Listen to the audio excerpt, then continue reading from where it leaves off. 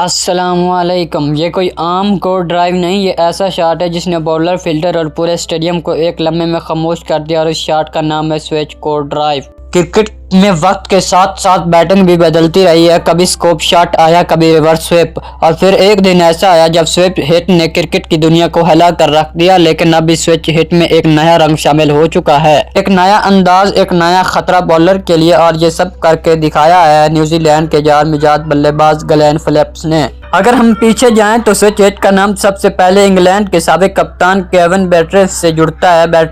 بیٹرنس وہ پہلے بلے باز تھے جنہوں نے پروفیشنل کرکٹ میں بولر کے رن اپ کے دوران اپنا سٹائلس بدلنے کی ہمت کی۔ شروع میں اس شاٹ پر سوال اٹھے، قانونی بحث ہوئی، لیکن وقت کے ساتھ سوئچ ہٹ کرکٹ کا حصہ بن گیا۔ ڈیوڈ وارنر، میکسویل اور چند دوسرے بلے بازوں نے اس شاٹ کو استعمال کیا، لیکن زیادہ چرچا یا تو سویپ تھے یا پھر پاور ہٹس، گلین فلپس کا نیا ایریا۔ اور پھر آیا سپر اسپن ٹورنامنٹ جہاں اوگنو کی نمائندگی کرتے ہوئے گلین فلپس نے سوئچ ہٹ کو ایک بالکل نئی شکل دے دی۔ یہ صرف سوئچ ہٹ نہیں تھا، یہ تھا سوئچ کور ڈرائیو، یعنی سٹائلس بدل کر کور ڈرائیو جیسے کلاس ویلک شاٹ کھیلنا، اور یہی چیز اسے خطرناک بھی بناتی ہے اور خوبصورت بھی۔ سینئر ڈسٹرکٹ کے خلاف میچ میں 19ویں اوور کی بات ہے۔ اب اسپنر ڈین فیکس گرافٹ بولنگ کر رہے تھے، فیلڈ سیٹ تھی، بولر پر اعتماد تھا۔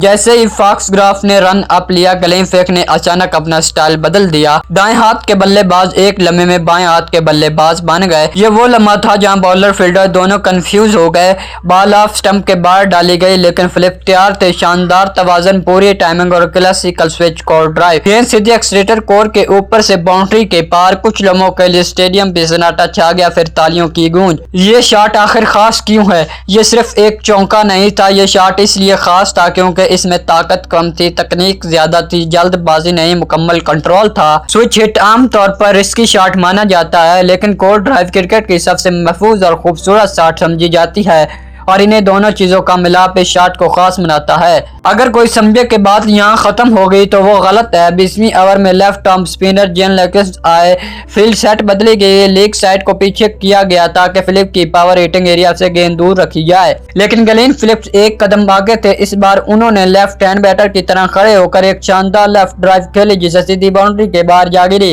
یہ وہ لمحہ تھا جہاں بولر کے پاس کوئی جواب نہ تھا۔ اس میچ میں گلین فلپس نے 48 گیندوں پر 90 رنز بنائے، سٹرائک ریٹ بہت شاندار رہا اور اپنے پلیئر آف دی میچ رہے۔ لیکن اس اننگ کی سب سے بڑی بات رنز نہیں بلکہ کرکٹ کی تخلیقی سوچ ہے۔